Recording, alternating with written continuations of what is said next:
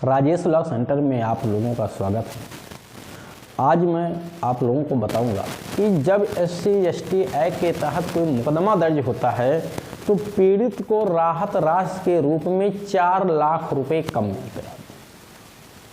काफ़ी समस्या रही लोगों को, लोग समझ नहीं पाते हैं जितनी धाराएं लिखी हुई हैं, क्या सभी धाराओं में जोड़ जोड़ के अलग से राहत राशि मिलेगी या सभी धाराओं में कुल मिला करके एक जगह मिलेगी, कितना मिलेगी, कब मिलेगी, कैसे मिलेगी।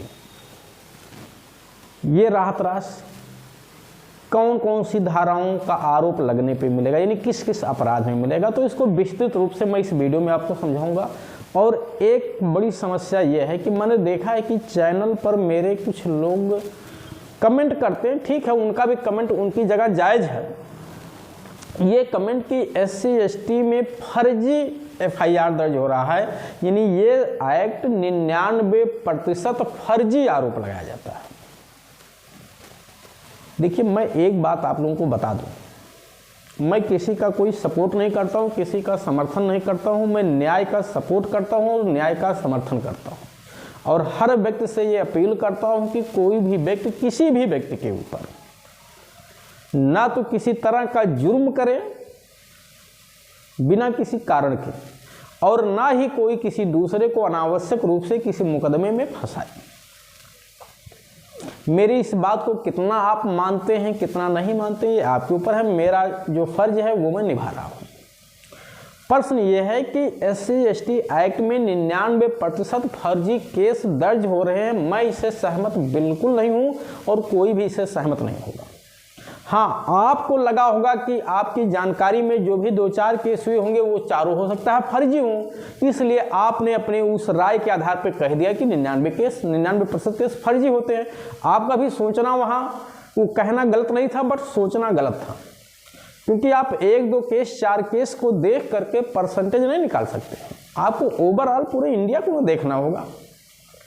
बात रही अगर केस फर्जी दर्ज हो रहा है, ठीक है, तो इसका ये मतलब नहीं कि SC/ST एक्ट को ख़त्म कर दिया जाए। उसी तरह से ये मांग उसी तरह से है कि अगर SC/ST एक्ट के तहत फर्जी केस दर्ज हो तो इस एक्ट को ख़त्म कर दिया जाए। ये मांग ठीक वैसे है कि अगर किसी व्यक्ति को कोई बीमारी हो जाए तो उसे मार डाला जाए। भाई, अगर किसी व्यक्ति को कोई बीमारी कोई समस्या हो गई तो उसका इलाज करके उसे सही कर दिया जाए, ना कि उसको मार डाला जाए। जहां वो बीमारी इस तरह की हो गई हो कि उस बीमारी को ठीक करने से उस व्यक्ति के अस्तित्व का कोई मतलब ना रह जाए, वहां मार डालना तो उचित है। तो SC/ST एक्ट में अगर फर्जी केस दर्ज हो रहा है, इसका ये मतलब नहीं कि अपने आप में पहला एक्ट है जहां फर्जी केस दर्ज हो रहा है। बहुत सारे कानून हैं जिनका दुरुपयोग होता है और देश में कोई ऐसा कानून नहीं जिसका दुरुपयोग ना हो। कानून कोई भी आता है तो हर चीज का सदुपयोग दुरुपयोग दोनों होता है। प्रश्न यह है कि जो दुरुपयोग कर रहा है इसमें व्यक्तियों से ज़्यादा दोष अथॉरिटियों का होता है, जहाँ तक मैं देख पा रहा हूँ। अतः उन पे नियंत्रण करना बहुत सख्त जरूरत है, उन पे कार्रवाई होना चाहिए। क्यों फर्जी केस दर्ज करते हैं, फर्जी केस क्यों दर्ज करते हैं, क्यों पैसा लेके गलत धाराएं लगाते हैं, क्यों पैसा लेके धाराएं नहीं लगाते हैं, क्यों पैसा लेके FIR नहीं दर्ज करते हैं, क्यों राजनीतिक दबाव में वो फर्जी FIR दर्ज करते हैं या FIR दर्ज नहीं करते, उन पे भी तो कार्रवाई होनी चाहिए। इसमें 99% कमी अथॉरिटी की है, 1% में कमी लोगों की मानूंगा बस।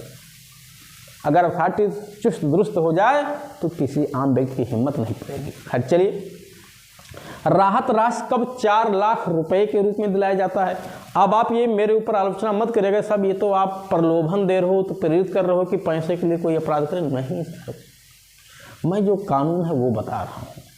अगर कोई व्यक्ति इन धाराओं के तहत पीड़ित है तो उसका हक है ना कि इस धाराओं के तहत उसे राहत राशि मिले। जी बिल्कुल हक है, उसका मिलना चाहिए उसे, ठीक है। इसका ये मतलब अब कोई इस बात को समझ के प्रलोभित होकर फर्जी FIR दर्ज करे तो मैं उसको बढ़ावा नहीं देता हूँ, ठीक है। SC/ST एक्ट 1989 में, जिसको एट्रोसिटी एक्ट कहा जाता है, इस एक्ट को जब आप देखेंगे, इसके शेड्यूल को जब पढ़ेंगे, तो वहाँ साफ तौर से लिखा हुआ है कि जब किसी व्यक्ति पे धारा 3(2)(b) के तहत मुकदमा दर्ज होता है, 3(2)(b) का मतलब है धारा 3 की उपधारा 2 का उपखंड 5 के तहत मुकदमा दर्ज होता है, जिसमें किसी व्यक्ति ने जो अपराध किया है आईपीसी के तहत, उस अपराध में सजा कम से कम 10 वर्ष तक तो होना चाहिए। यानी मिनिमम की बात नहीं की गई, या तो 10 वर्ष तक सजा हो या उससे ऊपर हो। अगर उससे कम है तो फिर ये नियम जो मैं बताने जा रहा हूं नहीं लागू होगा। 10 वर्ष तक सजा हो, जैसे किसी व्यक्ति ने लूट का अपराध किया है, लूट के अपराध में 10 वर्ष तक सजा है, उससे ज़्यादा भी है। डकैती का अपराध किया है, किसी बच्चे को जो अनुसूचित जाति या जनजाति का है आत्महत्या करने के लिए उकसाया है, उसने आत्महत्या कर ली। किसी महिला को आत्महत्या करने के लिए उकसाया, उसने आत्महत्या कर लिया। ऐसे अनुसूचित जाति या जनजाति व्यक्ति के घर में या बाहर ही घातक आयुधों की तैयारी के साथ, जिससे उसकी मृत्यु, घोर उपहति या उसे सदोष अवरोध कारित किया जा सके, इस तैयारी के साथ चोरी की है उसके घर में। यानी पूरे तैयारी के साथ गया था, बंदूक, कट्टा, हथगोला, लाठी डंडी से सज्जित होकर के गया था कि अगर जरूरत पड़ी तो मार देंगे, तो 382 का अपराध बनता है।